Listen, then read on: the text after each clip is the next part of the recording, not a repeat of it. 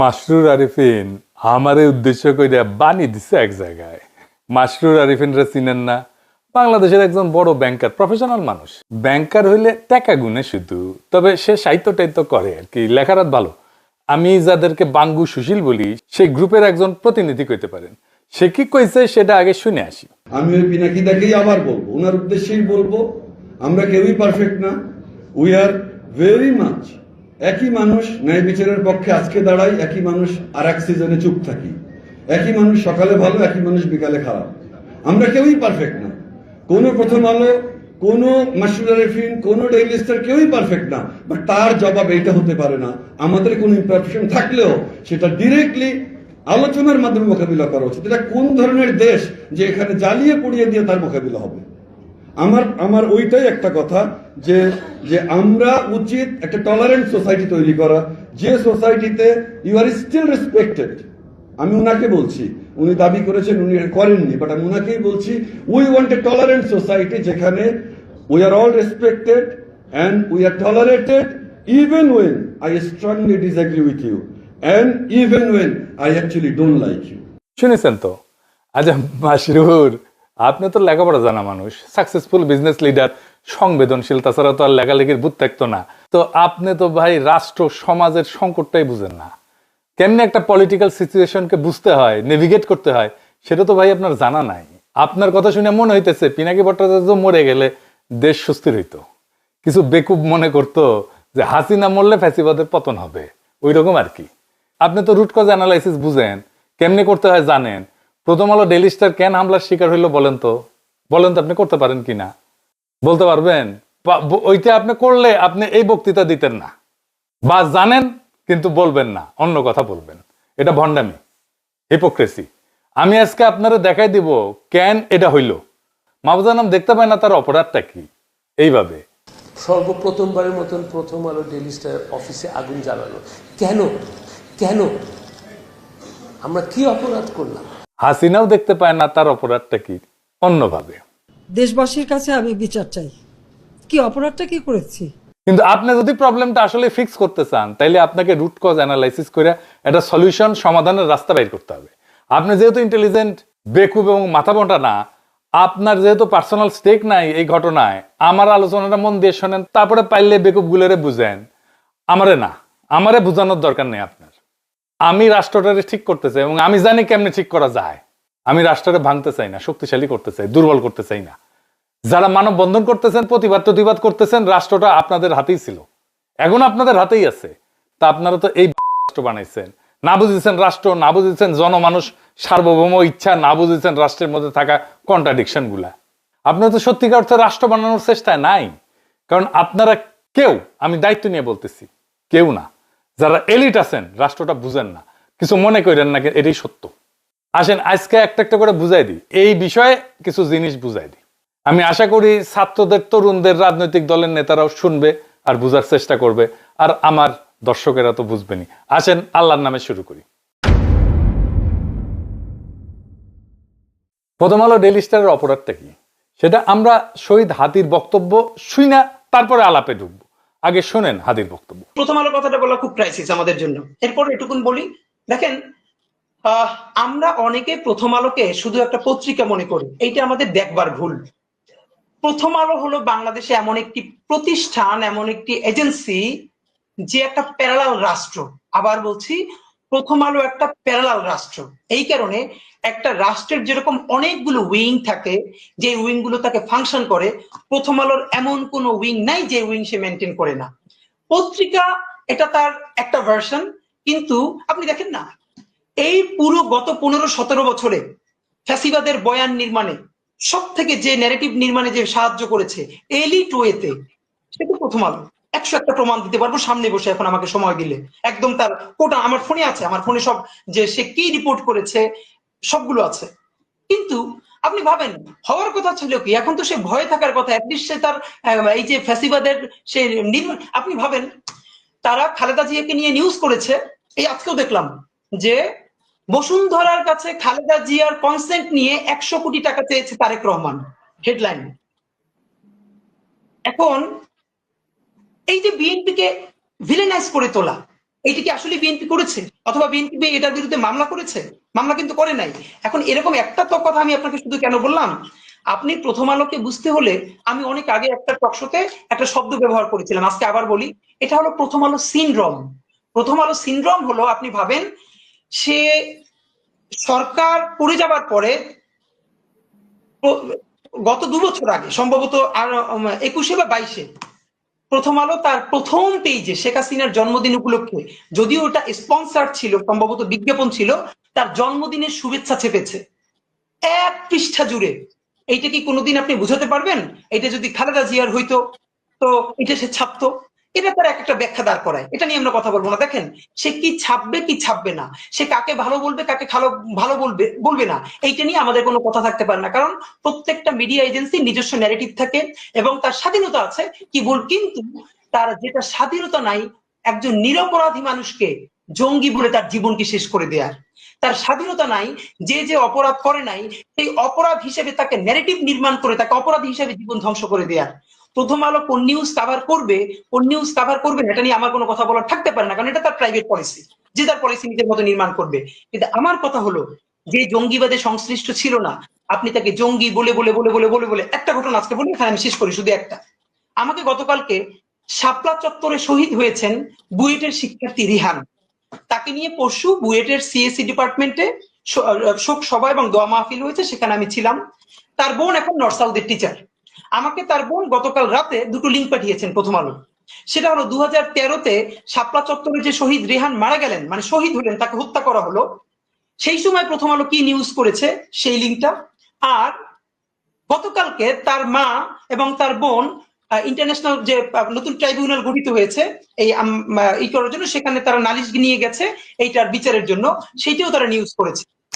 দেখেন, রেহানের মা বলছে বক্তব্যে, যেটা সকল টিভিতে এসেছে, আমাদের কাছেও আছে, রেহানের মা বলছে, আমার ছেলে 5 তারিখের আগে যে আন্দোলন হয়েছে হেফাজতের, সেইটার প্রতি সংহতি জানাতে গিয়ে সে আগেও গিয়েছে, তাকে রামদা দিয়ে কোপ দেওয়া হয়েছে, সেই জখম হাত নিয়ে সে বুয়েটে এসেছে, তার বন্ধুরা বলেছে।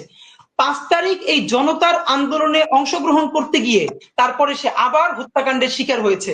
একবারও সে বলে নাই যে আমার ছেলে এই আন্দোলন দেখতে গিয়েছিল, সে অ্যাডভেঞ্চারাস ছিল, সে মারামারি দেখতে গিয়েছিল, তারপরে মারা গিয়েছিল। সে বলেছে আমার ছেলে এই আন্দোলনের প্রথম থেকে ছিল, তারপরে সে আবার আন্দোলনে গেছে এবং সে শহীদ হয়েছে।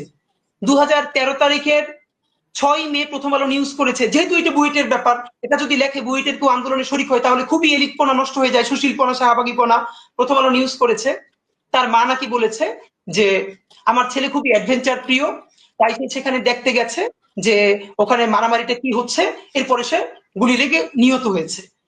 অথচ রেহানের মা সেদিনও বলেছে আমার ছেলে অ্যাডভেঞ্চার প্রিয়, কিন্তু আমার ছেলে সেটা দেখতে চায় না, আমার ছেলে সে আন্দোলনে গেছে এবং সে শহীদ হয়েছে। আপনি ভাবেন, তাহলে সেই নেগেটিভ তার মায়ের বক্তব্য যে সে মিথ্যা প্রোট করেছে, সে কি সরি বলেছে, সে কি ক্ষমা চেয়েছে? শুনলেন তো, এই কম বয়সী ছেলেটা কি ক্ল্যারিটি নিয়ে, কি পরিচ্ছন্নতা নিয়ে, কি স্বচ্ছতা নিয়ে কথাগুলো বলতেছিল। আমি জানি বক্তব্যের পরেও আপনারা সুশীলেরা আপনারা এটা বুঝবেন না যে প্রথম আলোর অপরাধটা কি। আরো খুলে বলি, ভালো হয়েছে সবাই আমার পাঠক দর্শকেরা ছাত্ররা এইটা খুঁটিনাটি বুঝতে পারবে, তাতে এই এলিটদের ভণ্ডামিটাও পাশাপাশি বুঝে যাবে।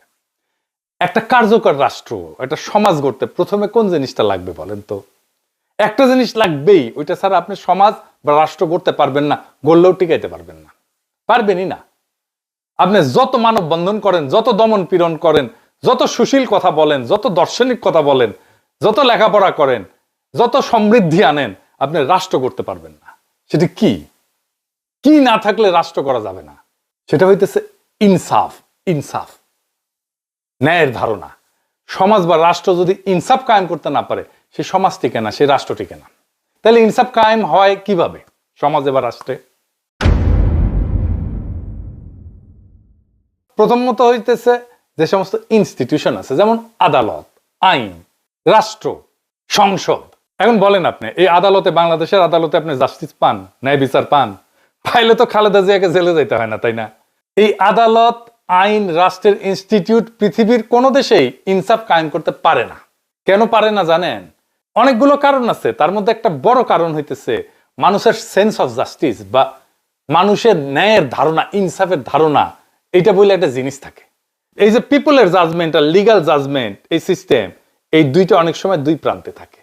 আমি একটা উদাহরণ দিয়ে বুঝাই। আমাদের যৌবনকালে একটা বিটিভিতে খুব জনপ্রিয় সিরিয়াল ছিল, কোথাও কেউ নেই। হুমায়ুন আহমেদের লেখা, আসাদুজ্জামান নূর আর শোভানা মোস্তফা অভিনয় করেছিল। আসাদুজ্জামান নূর একজন মাস্তান, পাড়ার মাস্তান, সংবেদনশীল মাস্তান, 70 দশকে যেমন থাকতো আর কি। তার একটা মিথ্যা খুনের মামলায় ফাঁসায় দেওয়া হয়। একটা অংশ দেখেন। যদিও দুই অভিনেতা অভিনেত্রী আওয়ামী ফ্যাসিবাদের পান্ডা, কালচারাল ফ্যাসিস্ট, তাও দেখেন। এসব ছেড়ে দিতে পারেন না? অনেক তো করলেন।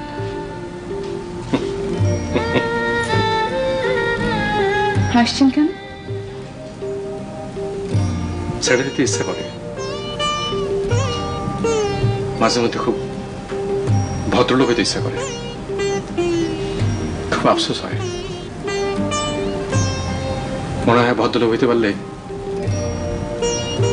তুমি হয়তো আমার সঙ্গে কঠিন ব্যবহার করতে না, তাহলে হয়তো এটা পার্কে তোমাকে নিয়ে আমি হাঁটতে পারতাম। আজ আপনার কি হয়েছে বাকের ভাই? কিছু হয় নাই, আসুন আমি যাই। তো আসাদুজ্জামান নূরের ক্যারেক্টারের নাম ছিল বাকের ভাই। এই বাকের ভাইয়ের ফাঁসি দেয় আদালত। টিভি নাটক, বাস্তবের ঘটনা না কিন্তু। কিন্তু নজিরবিহীন ভাবে মানুষ রাস্তায় নেমে আসে, ভাঙচুর শুরু হয়, পুলিশ মোতায়েন করতে হয়। হুমায়ুন আহমেদকে হুমকি দেওয়া হয় যেন বাকের ভাইকে ফাঁসি দেওয়া না হয়, পর্দায়, টিভিতে। আচ্ছা, এইবার মাসরুর আরেফিন, আপনি বলেন তো, পর্দার একজন ফিকশনাল ক্যারেক্টার, এইটার জন্য এইভাবে মানুষ রাস্তায় নেমে আসছিল কেন? বলতে পারবেন? আমি জানি বলতে পারবেন না। বলবেন আবেগ টাবেগ ইত্যাদি মেলা কিছু, নস্টালজিয়া। এইখানে মানুষের সেন্স অফ জাস্টিস আক্রান্ত হয়েছিল, ন্যায়ের ধারণা, ইনসাফের ধারণা আক্রান্ত হয়েছিল। মানুষ মনে করছিল আরে এটা তো বেইনসাফি, তাই টেলিভিশনে হইলেও সেটা ঠেকাইতে গেছিল। আবেগে না, নস্টালজিয়ায় না, এটা একটা কালেকটিভ মরাল শক ছিল তার জন্য। আপনি দেখবেন যে গাড়িতে, মানে পাবলিক ট্রান্সপোর্টে, ও এসি গাড়িতে না, এই সাধারণ গাড়িতে, রিক্সায় পিছনে অশুদ্ধ বাংলায় লেখা থাকে, মানুষের বিবেকের আদালতই মানুষের সর্বোচ্চ আদালত। ওরা গভীর দার্শনিক আলাপকে খুব সহজভাবে এইভাবে লিখে, বুঝতে পারছেন? তো কেন আপনার ইনস্টিটিউশনাল আদালত, আইন, এই যে পিপলের জাস্টিস বা ন্যায়ের ধারণাকে রিফ্লেক্ট করতে পারে না, এটাকে ধারণ করতে পারে না? জানেন এটা কেন পারে না? এই জন্যই গান লিখতে হয়, বিচারপতি তোমার বিচার করবে যারা আজ জেগেছে সেই জন্য। গান গাওয়ার জন্য তো দিওয়ানা হয়ে যান আপনারা, কিন্তু গান কোন দার্শনিক জমিনে জন্ম নিয়েছে সেটার হদিশ কখনো রাখেন না। এটাই আফসোস। আসেন আমরা বুঝি যে কেন এই যে লিগ্যাল সিস্টেম, এইটা রিফ্লেক্ট করতে পারে না জনমানুষের ন্যায়ের ধারণাকে। প্রথম কারণ হইতেছে আইন তো পুরনো হয়ে যায়, তাই না? ধরেন শ্রম আইন 2006 সালে, বাংলাদেশের শ্রম আইন যেটা 2006, এটা প্রণীত হয় 2006 সালে। তারপরে 2013-তে একবার সংশোধন হয়, 2018-তে একবার সংশোধন হয়, 2023-এ একবার সংশোধন হয়। কারণ মানুষের সেন্স অফ জাস্টিস পরিবর্তিত হয়, মানুষের ন্যায়ের ধারণা পরিবর্তিত হয়। একটা বাস্তব উদাহরণ দিই। বাংলাদেশ স্বাধীন হওয়ার পরে 20 বছর পর্যন্ত তো আমাদের কারো কোনো সমস্যা হয় নাই এটা মাইনে নিতে যে নির্বাচিত সরকারি সংসদ নির্বাচন অনুষ্ঠিত করবে, সিটিং গভর্নমেন্ট। কিন্তু এখন আমরা কেউই মনে করি না যে নির্বাচিত সরকার, সিটিং গভর্নমেন্ট, এটা অবাধ নিরপেক্ষ নির্বাচন অনুষ্ঠিত করতে পারে। সেই জন্য আসলে তত্ত্বাবধায়ক সরকারের আইন, বুঝলেন তো? আমাদের ইনসাফের ধারণা, ন্যায়ের ধারণা পরিবর্তিত হয়ে গেছে। তাই আমাদের আইনি ব্যবস্থাকে মানুষের মধ্যে থাকা যে ইনসাফের ধারণা, এইটার কাছাকাছি নিয়ে আসতে হয় সবসময়।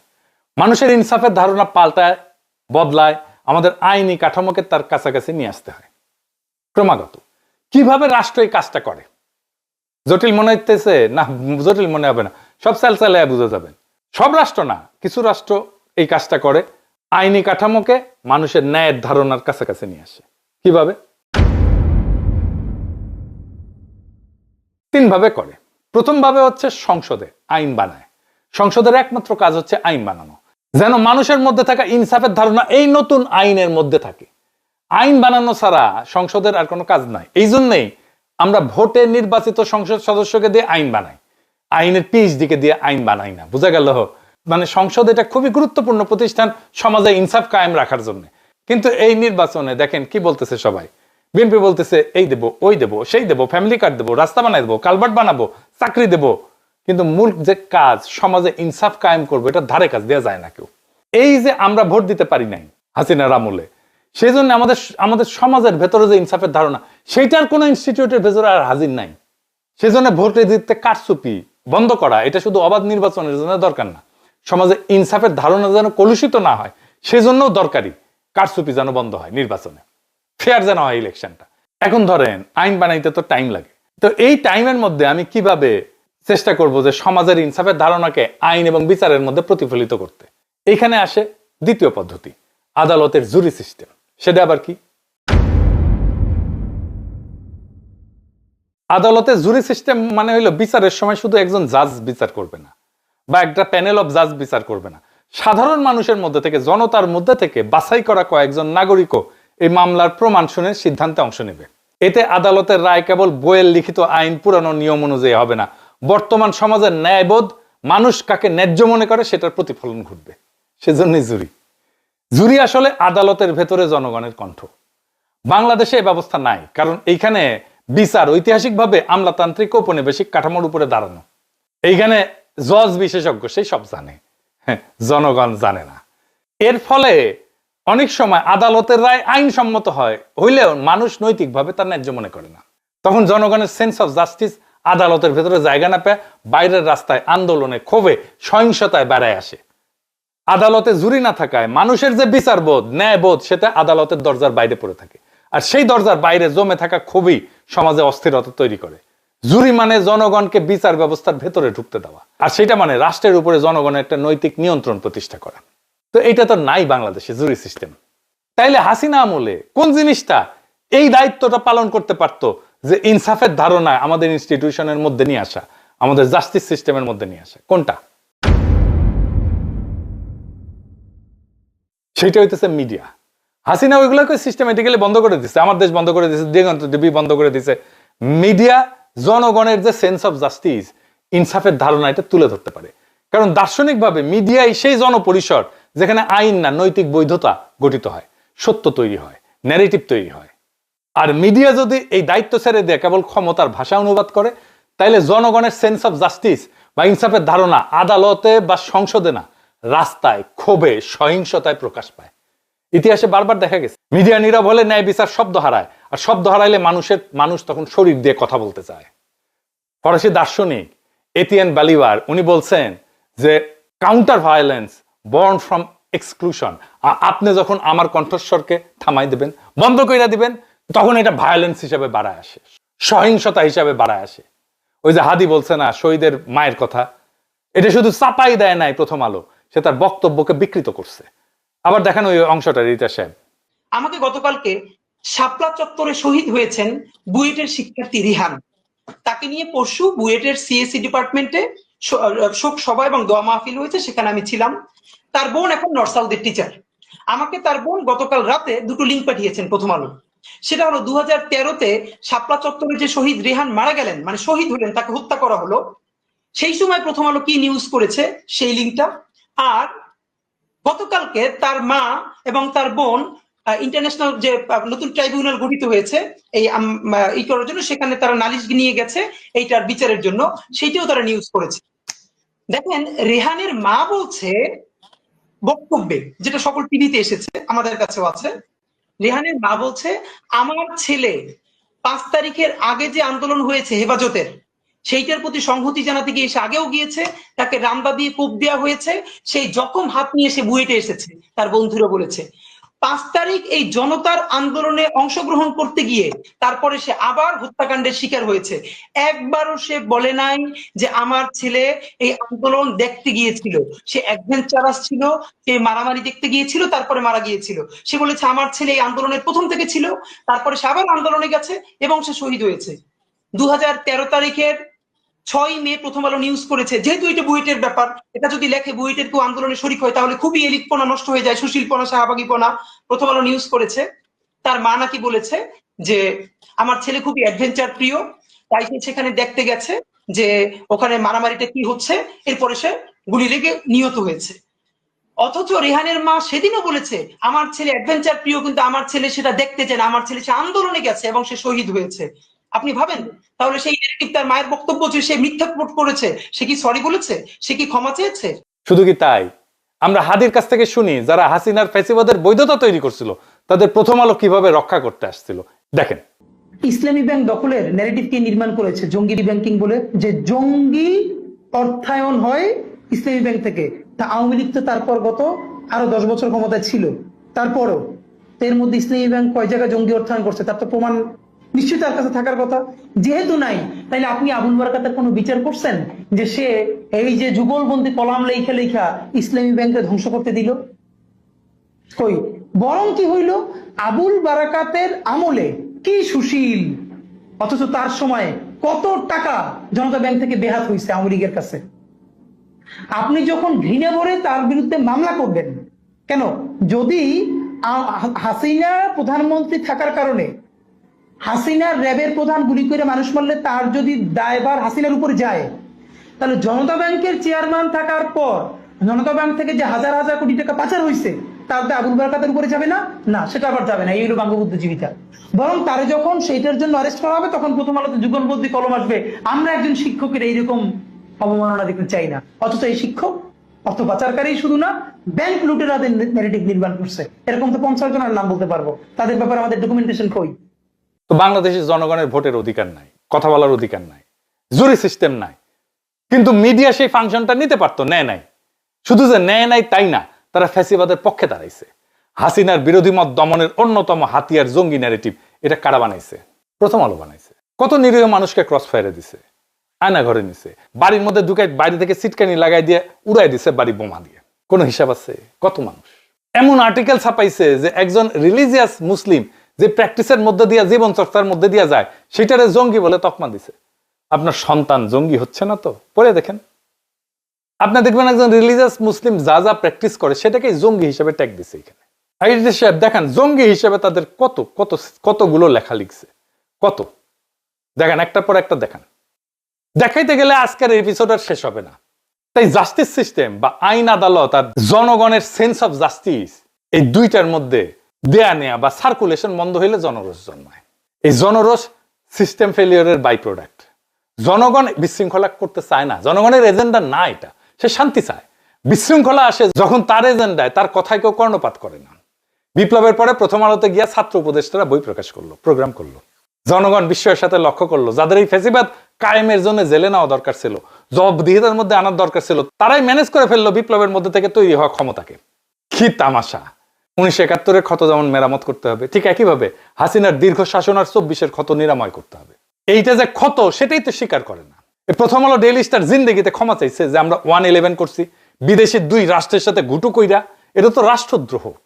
রাষ্ট্রদ্রোহ ইন্ডিয়া আর আমেরিকার সাথে গুটু কইরা 111 করছে, তার সাথে আর্মি। প্রথম আলো ডেইলি স্টার করছে, কোনোদিন মাপ চাইছে? মাপ চাই নাই। কোনোদিন বলছে যে আমরা হাসিনা শাসনের বৈধতা উৎপাদন করছি? প্রফেসর ইউনূস মিডিয়া সংস্কারের কমিশনের প্রধান যারা বানাইলেন, সেই প্রথম আলোর সাথে সংশ্লিষ্ট। আপনারা মাইরা পিটায় ঠান্ডা করে দিতে পারবেন হয়তো, সাময়িক। এই ক্ষোভ ছাইচাপা আগুনের মতো থাকবে। এখন আমরা কইতে পারেন সলিউশন কি? আমি সলিউশন কয়ে দেব না, প্রচুর সলিউশন কইছি, কেউ কানে নেয় না কথা। আমার সলিউশন আপনি নিবেনও না। নিজেকে আগে প্রশ্ন করেন, প্রশ্ন করে দেখেন আপনি আসলে এই অবস্থার অবসান চান কিনা। অবসান চাইলে আগের কোনো সিস্টেম এটা সলভ করতে পারবেন না। আপনারা অনেক কিছু করতে পারবেন, কিন্তু এটা ভুলেন না আন্তর্জাতিক মিডিয়া আপনাদের প্রো ইন্ডিয়া বলে। এইটা সাহেব দেখা দেন কোথায় প্রো ইন্ডিয়া লিখেছে।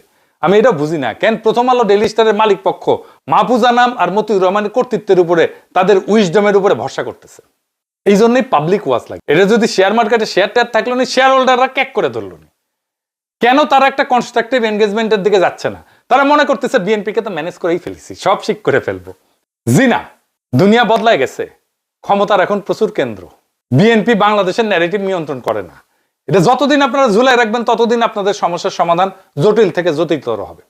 বাংলাদেশের সমস্যা বিশৃঙ্খলা না, বাংলাদেশের সমস্যা জনতা না, বাংলাদেশের সমস্যা অপরাজনীতিও না। বাংলাদেশের সমস্যা হলো রাষ্ট্র এবং জনগণের ন্যায়বোধের মধ্যে সার্কুলেশন বন্ধ হয়ে যাওয়া। যে রাষ্ট্র জনগণের ইনসাফের ধারণাকে আইনে ঢুকতে দেয় না, আদালতে শুনতে দেয় না, ভোটে আপডেট হইতে দেয় না, আর মিডিয়ায় উচ্চারিত হইতে দেয় না, সেই রাষ্ট্র একদিন আবিষ্কার করে মানুষ আইন দিয়া কথা বলে না, মানুষ তখন শরীর দিয়া কথা বলে। এই জন্যেই রাস্তায় আগুন লাগে, এই জন্যেই জনরোষ জন্মায়, এই জন্যেই সুশীল ভদ্র বিশ্লেষণ, পুতু পুতু কথা, এগুলো কোনোটাই কাজে লাগে না।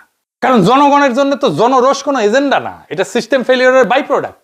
আপনারা যারা মনে করেন কিছু মানুষকে চুপ করাইলে, কিছু মানুষকে মেরে ফেললে হাদির মতো, কিছু নেতা সরাই দিলে, কিছু ক্ষমতার সাথে সিস্টেম করে ঘুটু করে আসলে রাষ্ট্র সুস্থ হবে, সুস্থির হবে, আপনারা ভুল জায়গায় চিকিৎসা করতেছেন।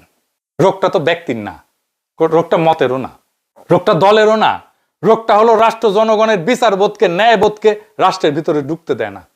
আর যে রাষ্ট্রে ইনসাফ কায়েম করতে পারে না, সে রাষ্ট্র যত উন্নয়ন করুক, যত সমৃদ্ধি করুক, যত মানব বন্ধন করুক, যত সুশীলতা দেখাক, সেটা টিকবে না। যত শক্তি দেখাক, টিকবে না। এটা হুমকি না, এটা ভবিষ্যৎবাণীও না, এটা ইতিহাসের নিয়ম। এখন প্রশ্ন একটাই, আপনারা কি সত্যি এই অবস্থার অবসান চান, নাকি শুধু আগুন নিবায় দমন পীড়ন কইরা, কিছু গ্রেপ্তার টেপ্তার কইরা, ভয় টয় দেখায়া আগুনের আসল কারণটা আগলায় রাখতে চান? যদি মনে করেন যে এটার চূড়ান্ত ফয়সালা করতে হবে, তাহলে ইনসাফকে প্রতিষ্ঠা করতে হবে, সবকিছু ঠিক হয়ে যাবে। লিখে রাখতে পারেন, সেই ইনসাফ প্রতিষ্ঠার লড়াইয়ে বাংলাদেশ আছে, সেইটার সাথে সামিল হন, সব ঠিক হয়ে যাবে ইনশাল্লাহ। ইনকিলাব জিন্দাবাদ।